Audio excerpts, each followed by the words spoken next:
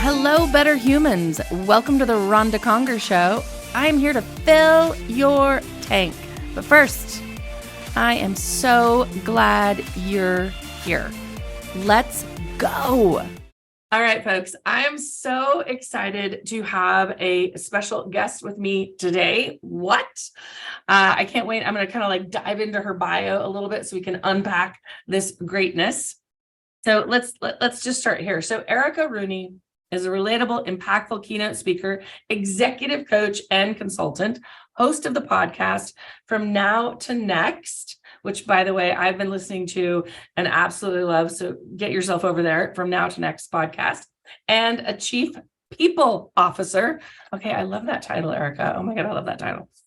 With 10 years of experience in HR, leading organizations in gender equality crusades and coaching executive women, Erica has created a framework that empowers women to get seen, heard, get promoted by breaking free from the sticky floors, which we're going to talk about. I can't wait to hear this whole sticky floor thing that hold us back from busting through glass ceilings.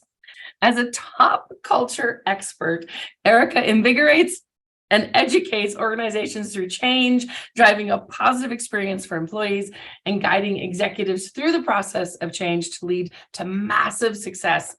Two of my favorite words. She's on a mission to help women get seen, get heard, and get promoted, empowering women to break free from the sticky floors, to bust through the glass ceiling. So let me tell you, I am just so honored and excited to be with you today. Erica, welcome. Oh, thank you. I am pumped to be here, and like, damn, that bio already. Like, I'm a little exhausted just from reading it. Right. But it's so amazing. I think that it's so amazing to people kind of understand your background and where you come from. So I love, love, love it. Fabulous. So I have to tell you, I have to share with my audience because they will get this to their core, especially since they've been hanging with me for a while now. And you have to hear this. So Erica and I are obviously having kind of a pre-show conversation really quick. And my favorite question, hands down, she asks, how do you feel about me cussing on the show? And do we know what the answer was? Right? It was a big hell yeah. I was like, get in there, kitty cat. Let's go. Like you're on the right show. Well, look, I tell my 8-year-old son all the time, cussing is a lot like passing gas. You need to know who you can do it in front of. Now that I've never heard. It really resonates with an 8-year-old boy. Let me just say that. Right? Oh no, he's like, I get it now. It makes sense. So here's what we're going to do today. So I love it. I have 4 or 5 questions I kind of want to tee up based on listening to your podcast, kind of understanding what you love, your perspective and all that good stuff. So let's dive in, because right off the bat, and you know, I talked about it in your bio really quick. And right off the bat, I think everyone needs to know what are sticky floors? Yes. What the hell are sticky floors, right? What are sticky floors? Exactly. So I'm an executive and I never thought I'd be there. Number one, never thought that I would be sitting at the top of this corporate ladder in the C-suite. And it took a lot of hard work to get there. And I don't mean like your basic hard work of like showing up and doing your job. I mean like the internal work. So for me, sticky floors are the limiting beliefs and the toxic behaviors that hold us back. And there are a ton of isms out there that everybody is faced with, right? Racism, sexism, ageism, ableism, all the things. We're not going to be able to control that. Those are kind of outside of our personal control. And that doesn't sit well with me. This like, well, I can't do anything about my own situation. So I really turned it around and I started looking inward. And for me, those sticky floors were perfectionism, imposter syndrome, fear, burnout, too much wine at the end of the day. Those were the things that were keeping me stuck and that were keeping me from busting glass ceilings. And it was all stuff that I could control, but I had to pivot the way I looked at things, the way I approached things. I had to change how I believed in myself in order to climb this corporate ladder. And once I did that, when I tell you, it was like every single boundary and barrier that had ever been placed on me just disappeared. it completely dissipated. So I firmly believe that we are in control of our own destiny and that we have so much capabilities inside of us if we can only break free from those sticky floors. Okay, I love that, because I don't think that when, I don't know if that's, I kind of already, was kind of trying to figure out what sticky floor was and what that would mean, and kind of was listening to your podcast and kind of playing around a little bit. But I think that your definition of sticky floors is, first of all, spot on. And I think kind of my favorite things that you just said out of that was that we are in control, right? We are in control. And I think sometimes people spend a little bit too much time blaming exterior, things on the external versus internal. So I think you are absolutely spot on. And I think, you talked about at the very beginning, you were like, I never thought, and your limiting beliefs and things like that. So one of my absolute favorite sayings, what goes right in line with what you're saying is what you speak about, you bring about. Right. And if so whether you're speaking it or thinking it, I think you could go either way, that's what you're bringing. You're bringing about defeat. You're bringing about lack. You're bringing about, fear, can't do it, all those things. So I think you literally, that is amazing. And I love the idea that you are focused on that, that you can control it. Nobody else. And here's the thing. There will always be external factors that can bring you down, can keep you stuck. Then you're not in the right place, but you have the control to move your person, right? I love that. It might not be in that second. It might not be in that minute, right? Like if you need a paycheck, you obviously can't quit a job without another job, but you can start looking. You can take control of your resume. You can put one foot in front of the other to get out of said situation where the external factors aren't great, which again brings all that control inside. Well, and I think you're spot on. I don't know if you ever read or follow Ryan Holiday at all. I just love that man. And one of his favorite, I don't know if I say it right, based on the fact that I just completely ruined one of the words in your bio. So we'll see if I'm saying it right for you, is amore fati, which is I love it all. And I think that even, when you're whether you're in a good situation or a bad situation, wherever you are, there's lessons everywhere, right? And that's what makes up who we are. So I always say, I do love it all. And I need it all, because there's been some really, bad examples, whether that's in leadership, teammates, companies, whatever it is. And I'm like, okay, I need that so I don't behave in that fashion. So I know that that's not where I want to go. And then, the good ones are the ones that you just, right, you love and you hold on to and you keep growing. So I love your theory that yes, it's not always going to be perfect. Yes, there's always these things, but again, you're in control on what your attitude is, how you decide, how you act, if you stay, if you go. So I love that. So I think my next one that I loved is, I think having this conversation around, are we ever over it or free from them, in your opinion? I like to say no, because if it were that easy, number one, everybody would be doing it. And then we'd all just be like tackling them once but you become more self-aware and able to conquer said issues and said fears. And I will use this perfect example. So health and wellness is one of my core values. I grew up as a personal trainer. So I've always been in the fitness world. Like you can see me, Ronda. I've got a Peloton. I was just going to tell you, I'm like, well, based on what's in your background. In my office, I've got my gym. Okay. So I love to do it. But because so much of my life was centered around health and wellness, I, over time, created this belief that I had to have a workout that was 30 minutes of cardio followed by 30 minutes of strenuous weight training, right? And if it wasn't that, it was trash. So I would literally not do it. I'd be like, well, I don't have 30 minutes and that's trash. Why would you even do that? My husband would come up here. He would jump on a Peloton for 15 minutes, rock it out. He'd be like, I only have 15 minutes. I got to get it in. And I'm sitting here like, you freaking idiot. Like that doesn't do shit, right? The whole week goes by. My calendar is nuts. I don't get on the Peloton one time because I don't have 30 minutes. Oh my God, I love this. He's got 2 hours of working out and I've got 0, right?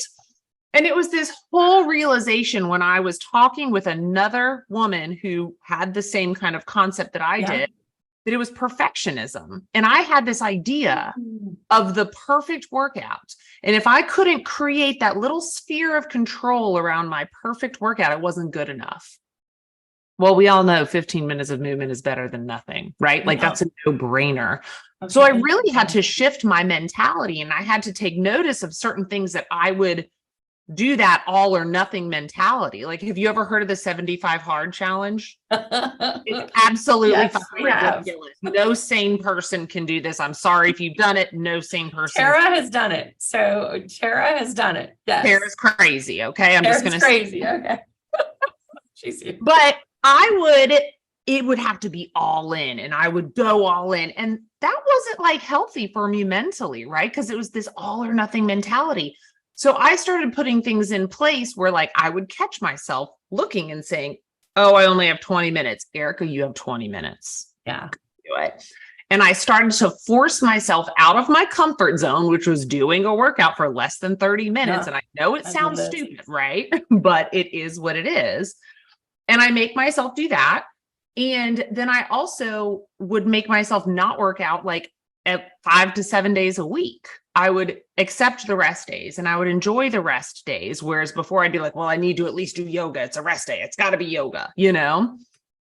I know it was psycho. I get it. No, I have to tell you, I think I think that's a great example. I think it's a great example of, well, there was a couple of things. I think one, you said my favorite 2 words on the planet. I know Gary Vaynerchuk would completely agree with me on this one, is self-aware. Mm-hmm. So you being right, like even you saying, look at your watch, saying only 20 minutes and saying, wait, I have 20 minutes. I love the perfectionism and the fact that I have to tell you, I probably do the same thing sometimes, saying, well, I don't have time to truly do the workout. Just forget it. I'll just do something else. So I think all of that is so relative. And then also helping to realize that, I love what you're saying, that no, you're not really ever just like snap a finger and you're over it. But if you're self-aware and you're constantly working on it, amazing. I mean, just this week, I caught myself having the same thought, you know, and I also caught myself having the same thought in a different manner. I had a lot of time and I was like, cool, I'm going to do this 45-minute endurance run. And I haven't done a 45 minutes endurance run in a hot minute. So when I tell you after 20 minutes, girl was ready to pass out, I was like, okay, I'm just going to have to keep going. And I was like, Erica, it will be okay if you take a walking break for 5 minutes, right? But it's leveling that perfectionistic. And it doesn't mean I'm a perfectionist in every area of my life. There are a lot of things that I could give 2 shits about, right? Yeah. But that was one area where perfectionism ruled. And so I have to stay on top of my game to recognize when I'm having those thoughts that don't coincide with who I want to be.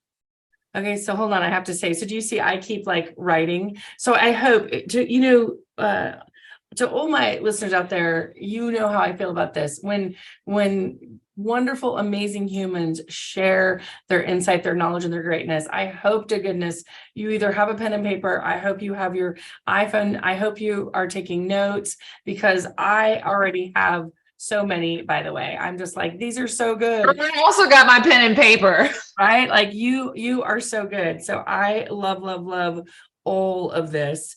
And I love what you're saying, staying on top of your game. I would tell you that's a full-time job. It's not a one, right? It's a full-time job. So you couldn't have said that better. How about, I love this question. What is the most common sticky floor you see people get stuck in? Knowing your worth. What is it? Knowing your worth. Oh, it is and that one took me by surprise. But I interview hundreds of people on my podcast. And one of the questions that I always ask people is, what is the piece of advice that you would give your younger self? And it's always know your worth. Really? Okay. And then, okay. So will you unpack that for a hot second for me? So how do people know their worth or get, get at one with it. Like how I'll give you an example. So, when we interview here and we bring on humans and anyone that's in my presence, I always say, I need to know their strengths. We do like a strength finders test and we do a colors test. And I always say, because I want to know what makes you great and what makes you tick to kind of help me understand what kind of goodness you've got inside of you. So, but in your opinion on this kind of knowing your worth, how does someone do that if they're not great at it right now? I think I got asked the other day, what would I do? I was in a panel and someone was like, what would you do for self-confidence? And I kind of tie that a little bit to knowing your worth. So what can they do? Well, and that's really like knowing your worth is a sticky floor, but it is also like a subset of so many other sticky floors of confidence, of imposter syndrome, doubt. It all shows up there and it manifests in that. And so if you struggle with imposter syndrome, confidence, or self-doubt, there's things that you can do. Like, let's focus on confidence, right? Confidence is not necessarily inherent. It is built over time by doing things that make you uncomfortable. So when I'm working with people who really struggle with confidence, we'll find an area that is challenging for them, right? Like, let's say they don't like to put people out. They don't want to impose. So I'll say, okay, great. Here's what we're going to do. You're going to go home and you're going to ask your spouse, your partner, to have them do the dishes instead of you, right?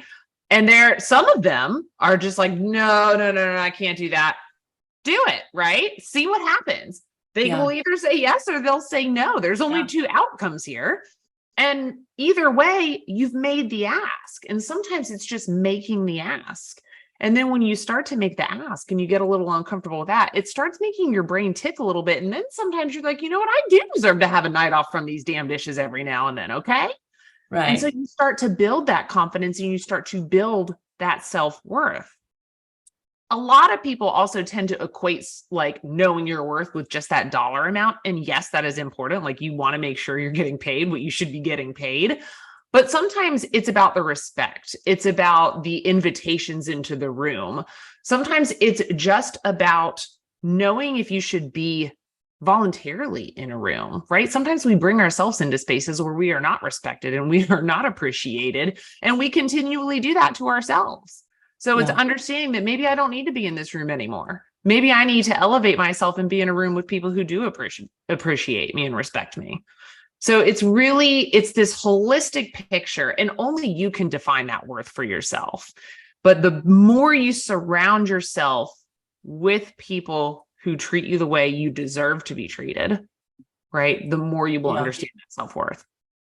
I love that definition. I wrote down a couple things and then circled them. So I'm going to share my Cliff Notes because I loved what you were saying. That I think that the two that really stuck off right off the bat is that it's built over time by doing, right? Like built over time by doing. So, it's going to be an accumulation of your actions, of your energy, of your attitude, right? Like all those things just, and I always say it has to catch you doing, right? Like it has, what does it say? Luck has to catch you working, right? Like if you want, and so I think you're absolutely correct. Built over time by doing. I think I loved when you said, knowing your value is something only you can define, right? Which is good news. That's good news in my opinion, because you don't want anyone defining your worth. You don't want anyone telling you, right? Like, so I thought that was such a powerful statement. I always say to it, one of my favorite, and we've kind of had this conversation with a couple of people I've spoken to lately, just about different things, life. And I firmly believe, and I don't know who said this quote, but I do love it in the sense that, your life is based, the quality of your choices will dictate the quality of your life. Mm-hmm. Right. So I do feel like same thing with your worth and your confidence is going to be based on your choices. How do you hold yourself? Right. Like, what does that look like? What does your attitude look like? What does your action look like? Who are you hanging with? What does that feel like? And I think all of that is really, really important and impacts your worth and your confidence as well. And I don't think sometimes we pay enough credence to that. Here's why core values are so important too, is because all of those days that I don't feel like working out, or doing the hard thing, whatever that may be, I go back to my core values, which are health and wellness, as I've already said. Courage is the other one, and then growth. Okay. And if I'm sitting here and I am struggling with whatever decision of the day, I go back to my core values and I ask myself, is this what a healthy person would do? Okay. Or is this what a courageous person would do? Or is this bringing you closer to growth? And if the answer is no, then I'm not making the right decision, So it helps direct me to be the type of person that I want to be. And what I love in all of the work that I do with my coaching and also being a chief people officer is when I see people who are feeling anxiety or stress, it is generally because their core values are going against something that they are doing. How something is going on in their life and they're not confronting it, whether that's having the hard conversation with an employee or their spouse or their friend or their child, whoever in their life, or doing the hard thing. It's they're acting in complete dissonance, with who they want to be. No, I love that you have your own personal core values. And I think that's huge. I loved your examples, those three. I'm just going to tell you, chef's kiss. That was amazing. Love that. I hope everyone wrote those examples down. Those are great. I hope everyone does their personal values. Those are amazing. And then how about my last question for you? Do you want to share your sticky floor story with us? Oh, yes, girl. Let me tell you. First of all, number one, I've got about 50 sticky floors. Okay. And this is what cracks me up because I have a book coming out called Glass Ceilings and Sticky Floors. And each chapter, I know, I will send you a copy when it's out. Promise me. Yes. Each chapter is a different sticky floor. And as I was going through this, I was like, damn, that one's me too. Oh, okay. Me too. Me too. And then I was like, damn, I messed up. Like, these sticky floors is mine. But the sticky floor that really was the turning point for me, and this may depress some people, it may give other people a lot of hope. We can take it. We're ready. We can take it. It was wine. The sticky floor was wine. I loved my wine. I know. I loved it. But you know what? I drank it when I celebrated. I drank it when I grieved. I drank it when I broke up with a boyfriend. I drank it when I got married.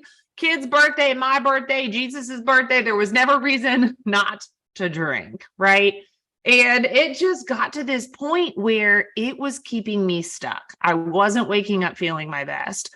I was foggy. I wasn't aligning as a healthy person. Ronda, those workouts that I love, they turned into a form of punishment because, if I drank a bottle of wine last night and I could still get up and run 3 miles, it wasn't gonna be a problem for me, And I carried a lot of shame around the fact that like wine was causing me to not be the person I wanted to be.